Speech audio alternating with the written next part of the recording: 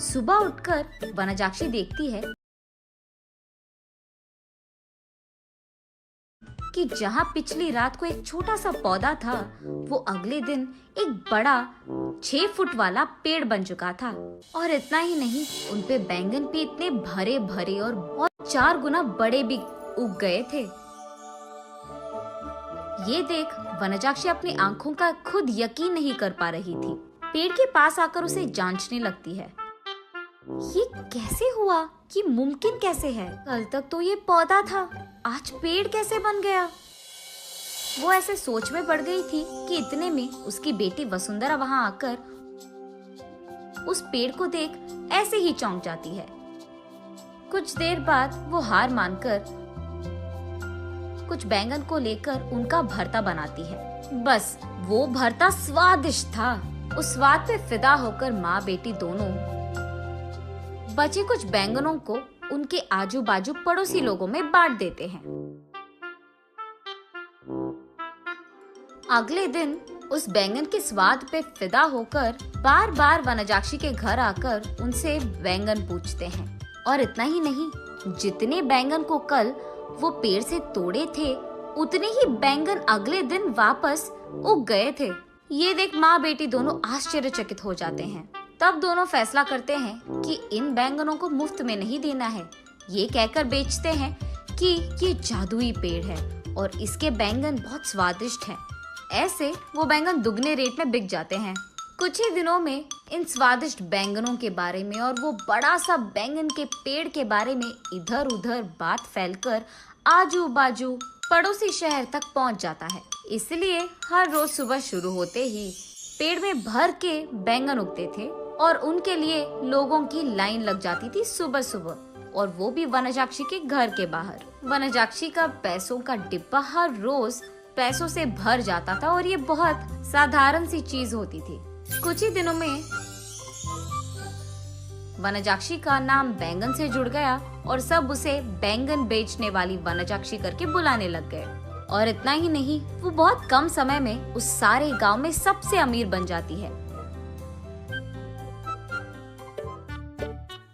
बड़ी सी बंगला बनवाती है और उस बैंगन के पेड़ के चारों ओर बाड़ लगवा देती है और उस पेड़ के पास एक सिक्योरिटी गार्ड को भी रख लेती है। एक दिन वसुंधरा वनजाक्षी के पास जाकर ऐसे कहती है, माँ, रातों रात एक छोटा सा पौधा इतना बड़ा पेड़ कैसे बन गया? और ऊपर से अगर सारे के सारे बैंगन हमने तोड़ दिया तो भी अगले दिन उनके जगह में उतने ही भर के बैंगन उग जाते हैं। ये कैसे मुमकिन है? अरे हाँ, मैं भी इस चीज के बारे में सोचना भूल गई। चलो जो भी हुआ उनसे हमारा अच्छा ही तो हुआ। अब तो मुझे तुम्हारी शादी की भी कोई फिक्र नहीं है बेटा, ऐसे कहती है। और ठीक तभी वनजाक्षी को एक बात याद आती है। उस समय में जब भी वनजाक्षी के लिए रिश्ते लाते थे तो कुछ भी सेट नहीं होता था। अगर वसुंधरा को लड़का पसंद आ गया तो लड़के वालों को इनका दहेज नहीं पसंद आता था, और अगर लड़के ने वसुंधरा को पसंद कर लिया तो वसुंधरा को वो लड़का पसंद नहीं आता था। ऐसे बहुत सारे रिश्ते देख देख कर वनजाक्षी थक कर ये सोचने लगती है कि शायद उसकी बेटी के कुंडली में कोई दोष है, इसीलिए वो बहुत सारे पूजा पाठ करवाती रहती थी। ऐसे ही एक दिन वो मंदिर में पूजा करवा के घर लौटती रहती है। तब रास्ते में उसे एक बैंगन का टुकड़ा नजर आता है। उसे लेकर वो अपने घर के सामने रख देती है। और कुछ दिन बाद उस जगह में एक छोटा सा पौधा उग गया था। मंदिर जाने से पहले उन बैंगनों को देख वनजाक्षी सोचती है, घर आने के बाद ना इन बैंगनों का एक बहुत अच्छा भरता बनाना है मुझे। यही सोचते हुए वो मंदिर चलती रहती है। रास्ते में वो ऐसे सोचती है, अगर कोई वो बैंगन को लेके गया तो वो फैसला करती है कि जल्दी जल्दी वो मंदिर जाकर भगवान की प्रार्थना करके बाहर आ जाएगी। वापस आते वक्त उसे रास्ते में एक साधु नजर आते हैं। उनके पास जाकर वो ऐसे पूछती है, स्वामी, मैं मेरी बेटी की शादी करवाने के लिए बहुत कोशिश कर रही हूँ, लेकिन नहीं हो रहा है। कृपा करके इसका कोई हल निकाल दीजिए। ठीक है, उस जगह पे बैठकर अपनी पूरी मन से प्रार्थना करो, ऐसे कहते हैं साधु। तब वनजाक्षी उस साधु के सामने बैठकर इसी डर में पड़ी रहती है कि कहीं कोई उस बैंगन को चुरा ना ले।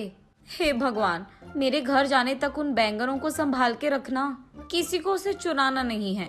इसका प्रार्थना करके वो उठकर साधु के पास जाकर आशीर्वाद दीजिए स्वामी, ऐसे कहती है। तब साधु कहते हैं, जो प्रार्थना तुमने अपने मन से, पूरे मन से किया है, तुम्हें वो हासिल होगा, और वो भी दुगने में। जाओ बेटी। तब जाकर वनजाक्षी को समझ आता है कि हुआ क्या था, और वो वसुंधरा को ये सब समझा देती है। तो तुमने मेरे शादी के बारे में नहीं, बैंगन के बारे में प्रार्थना किया था? हाँ, तुम भी ना, ये कहकर हंस लेती है। चलो जो भी हुआ, हमारा तो भला ही हुआ ना बेटी। इस बैंगन के पेड़ के वजह से हम अमीर बन गए हैं, और कल ही तुम्हारा स्वयंवर है, तैयार हो जाओ। ये कहकर आजू बाजू पड़ोस के सारे गांव में डंडोरा पिटवाती है कि उससे भी अमीर लोग उसकी बेटी से शादी करने के लिए स्वयंवर आ जाए।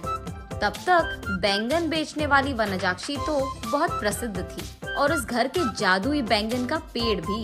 इसीलिए उससे रिश्ता पक्का करने के लिए बहुत सारे अमीर लोग लाइन में लग गए थे।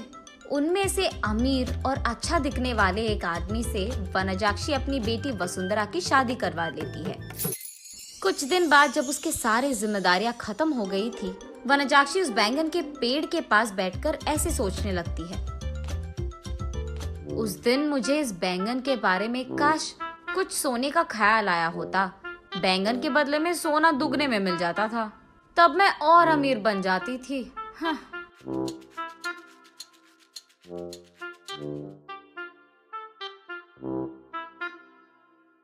अगले दिन सुबह उठ के देखने पर उस बड़े बैंगन के पेड़ के जगह में वही पुराना वाला छोटा सा पौधा था जो वनजाक्षी ने वहां लगाया था। तब वनजाक्षी को पूरी बात समझ में आती है। आशा करना तो अच्छा ही है, लेकिन लालच कर